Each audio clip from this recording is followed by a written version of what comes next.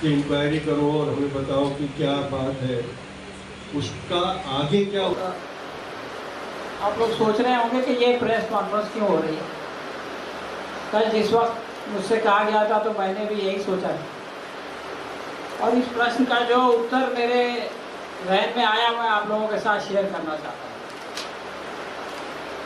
देखिए, आज का मतदाता चुनाव आयोग से कहता है कि नंबर बताओ।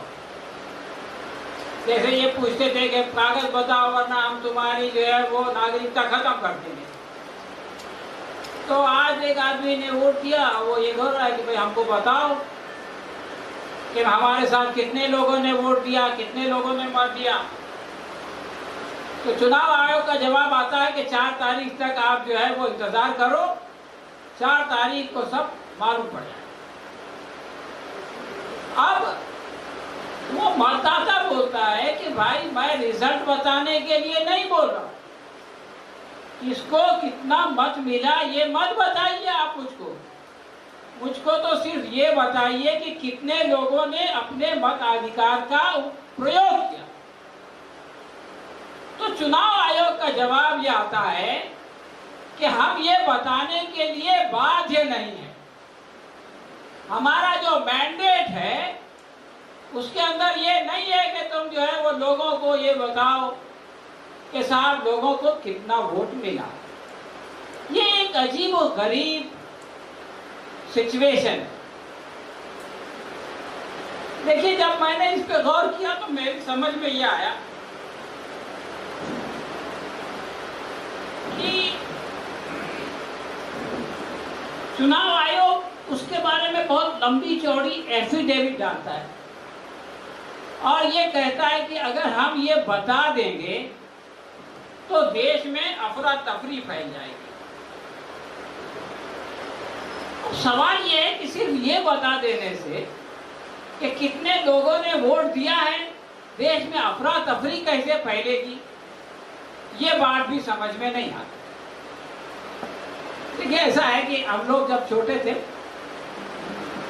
तो खेलते थे धूप में, मिट्टी में, प्यास लगती थी तो किसी घर को नॉक कर देते थे, किसी अजनबी के घर को।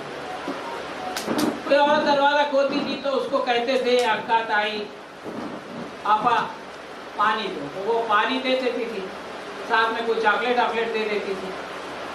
हम लोग पानी पीते थे, चॉकलेट लेते थे, भाग। हम लोग उसको शुक्रिया भी नहीं अदा करते थे और वो एक्सपेक्ट भी नहीं करती थी, इसलिए कि हम ये समझते थे कि ये हमारा अधिकार है कि प्यास लगे तो पानी मांग के पी लो। और वो ये समझती थी कि ये उसकी जिम्मेदारी है कि अगर कोई प्यासा पानी मांगे तो उसको पानी दे दो। इसी तरह से हमारा ये अधिकार है कि हम जो है चुनाव आयोग से पूछें कि भाई कितने लोगों ने वोट दिया। वो औरत तो ये नहीं बोलती थी कि मैं इसके लिए बाध्य नहीं हूं या मैं तुमको पानी पिलाऊंगी तो अफरा तफरी फैल जाएगी। तो ये एक रेडिकुलस बात, और ये जो रेडिकुलस बात है ये इस बात का इशारा है कि दाल में काला या पूरी दाल ही काली है। बिना वजह एक बात को छुपाया जा रहा है। सुप्रीम कोर्ट के फैसले के बारे में कहा गया, कुछ नहीं बोलो, लेकिन एक दो बात जो अखबार में छपी है मैं बताना चाहता हूँ। देखिए, सुप्रीम कोर्ट ने 2 बातें कही। पहली बात तो ये कही कि ये तो एंट्री मामला है, इसमें हम कोई फैसला नहीं दे सकते, ये छुट्टी वाली कोर्ट है, रेगुलर कोर्ट होगी और जो मेन मुकदमा 2019 से चल रहा है उसमें फैसला होगा। लेकिन उसके साथ साथ उन्होंने ये भी कहा कि इलेक्शन चल रहा है, हम इसके बीच में इंटरवीन नहीं कर सकते। भाई, अगर आपको कोई नई इंफॉर्मेशन निकालने के लिए कहा जाए चुनाव आयोग को तो इंटरवेंशन है। ये इंफॉर्मेशन ऑलरेडी चुनाव आयोग के पास है। हर कॉन्स्टिट्यूएंसी में 17B फॉर्म भरा जाता है। कहा सिर्फ ये जा रहा है कि जो इंफॉर्मेशन आपके पास है उसको आप वेबसाइट पे डालिए।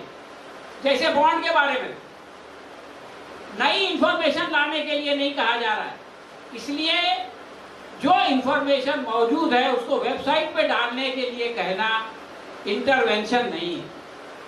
दूसरी बात, सुप्रीम कोर्ट ने ये कहा कि कुछ तो विश्वास कीजिए।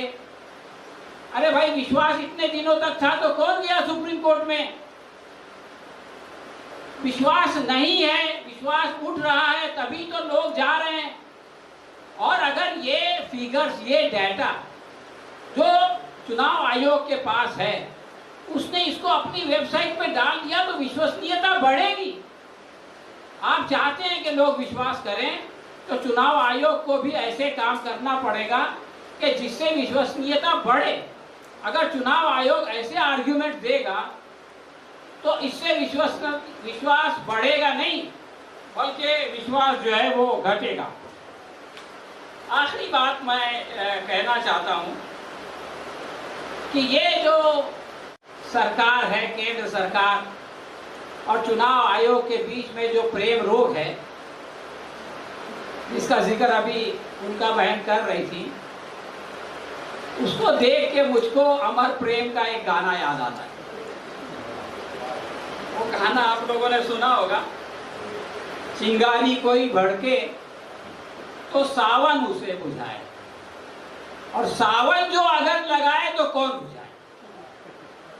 यानी अगर पब्लिक या गुंडा एलिमेंट्स कोई बूथ कैप्चर करे, कुछ हंगामा करे, तो इलेक्शन कमीशन का काम है कि वो उनको कंट्रोल कराए और साफ सीधा इलेक्शन कराए। लेकिन अगर इलेक्शन कमीशन ही खुद जो है वो चीजें छुपाने लगे, मैं इल्जाम नहीं लगाता मैनिपुलेशन का, लेकिन छुपाने का तो इल्जाम खुद इलेक्शन कमीशन ने अपने ऊपर लगाया है। तो सवाल ये है कि इसको कौन बचाएगा। इसके बारे में आनंद बख्शी ने, जिसने ये गाना लिखा, पहले तो उसने सवाल किया कौन बुझाए, आखिरी स्टैंजा में उसने उसका जवाब भी दे दिया। उसने ये कहा कि माना तूफान के आगे नहीं चलता जोर किसी का, माना तूफान के आगे नहीं चलता जोर किसी का, मौजों का दोष नहीं है, ये दोष है और किसी का। तो ये दोष और किसका है ये हम सब जानते हैं, और असल जो झगड़ा है, असल जो परेशानी है वो उससे है। तो आखिरी बात मैं ये कहना चाहता हूं कि आज जिसका भी दोष है, लेकिन हालत ये है कि कैद में है बुलबुल और सयाद मुस्कुराए, कहा भी ना जाए और सहा भी ना जाए। हम लोग, ये जनता की जिम्मेदारी है कि वो जो है इस सिस्टम को अब संभाले। वो जो आनंद बख्शी ने लिखा ना, मझदार में नैया डूबे तो माझी पार लगाए, माझी जो नाव डुबोए तो कौन बचाए।